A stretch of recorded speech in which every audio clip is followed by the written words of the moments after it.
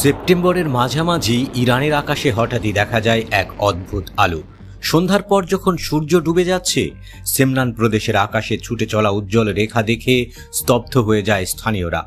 অনেকেই মোবাইল ফোনে ভিডিও ধারণ করেন, কেউ ছবি তুলে রাখেন। দ্রুতই সামাজিক যোগাযোগ মাধ্যমে শুরু হয় আলোচনার ঝড়। কি ঘটেছে বুঝতে পারেননি অনেকেই। কয়েকদিন পর উত্তর খুঁজতে সহায়তা করে মহাকাশ থেকে তোলা স্যাটেলাইট ছবি। মার্কিন প্রতিষ্ঠান প্ল্যানেট ল্যাবসের তোলা ছবি বিশ্লেষণ করে অ্যাসোসিয়েটেড প্রেস জানায়, ইরান সম্ভবত এক অঘোষিত ক্ষেপণাস্ত্র পরীক্ষা চালিয়েছে।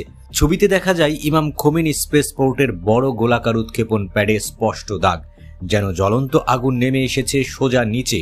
আগেও এমন দাগ দেখা গেছে, প্রতিবারই তা মিলেছে ক্ষেপণাস্ত্র উৎক্ষেপণের পর। ঘটনার পরও ইরান আনুষ্ঠানিকভাবে কিছু স্বীকার করেনি, কিন্তু ইরানের এক এমপি মোহসেন জাঙ্গানে রাষ্ট্রীয় টেলিভিশনে সাহসী দাবি করেন। তিনি বলেন, আমরা একটি আন্তঃমহাদেশীয় ব্যালিস্টিক মিসাইল পরীক্ষা করেছি। তার কথায় এটি দেশের শক্তির প্রতীক, প্রমাণ যে চাপের মধ্যেও ইরান পিছিয়ে নেই। তবে তিনি কোনো প্রমাণ দেখাননি। বিশ্লেষকরা মনে করেন, ইরানি রাজনীতিকরা অতীতে অনেক সময় বাড়িয়ে বলা দাবি করেছেন। তাহলে আসল সত্য কি? বিশেষজ্ঞরা বলছেন, উৎক্ষেপণ প্যাডের দাগ দেখে বোঝা যাচ্ছে এটা সম্ভবত কঠিন জ্বালানি চালিত ক্ষেপণাস্ত্রের পরীক্ষা।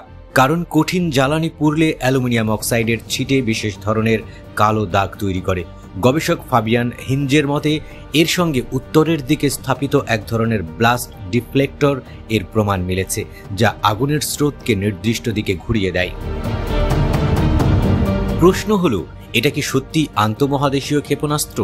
সাধারণ আইসিবিএম বা ইন্টারকন্টিনেন্টাল ব্যালিস্টিক মিসাইলের পরিসর হয় ৫,৫০০ কিলোমিটারের বেশি। অথচ ইরানের সর্বোচ্চ নেতা আয়াতুল্লাহ আলী খামেনি আগে থেকেই সীমা বেঁধে দিয়েছেন ২,০০০ কিলোমিটার।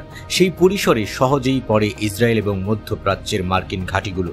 কিন্তু যদি সত্যিই আইসিবিএম হয়, তবে তা পৌঁছাতে পারবে ইউরোপ পর্যন্ত, এমনকি আমেরিকার মূল ভূখণ্ডেও।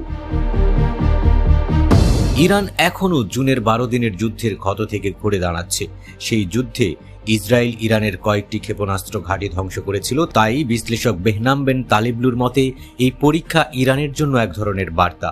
তারা যত দ্রুত সম্ভব আরও উন্নত ক্ষেপণাস্ত্র তৈরি করছে।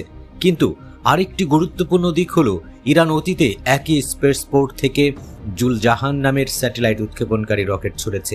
এই রকেটও কঠিন জ্বালানি চালিত এবং মহাকাশে পৌঁছাতে সক্ষম। তাই অনেকে বলছেন, এবার হয়তো স্যাটেলাইট উৎক্ষেপণই ছিল উদ্দেশ্য। তবে কোনো স্যাটেলাইট কক্ষপথে পৌঁছেছে বলে এখনও নিশ্চিত তথ্য মেলেনি। অন্যদিকে মার্কিন গোয়েন্দা সংস্থার মূল্যায়নে বলা হচ্ছে, ইরান এখনও পারমাণবিক বোমা বানানোর চূড়ান্ত পদক্ষেপ নেয়নি। তারা ইউরেনিয়াম সমৃদ্ধ করছে উচ্চমাত্রায়, তবে সেটিকে ক্ষুদ্রাকৃতিতে ক্ষেপণাস্ত্রে বসানো এখনও অনেক দূরের ব্যাপার। তবুও ঘটনাটি আন্তর্জাতিক অঙ্গনে নতুন উদ্বেগ তৈরি করেছে। সামনে আবারও জাতিসংঘের নিষেধাজ্ঞা ফিরিয়ে আনা হতে পারে ইরানের উপর। এই প্রেক্ষাপটে গোপন ক্ষেপণাস্ত্র পরীক্ষা যেন আরও বড় সংকেত। চাপ যাই আসুক, ইরান তার ক্ষেপণাস্ত্র কর্মসূচি ছাড়বে না।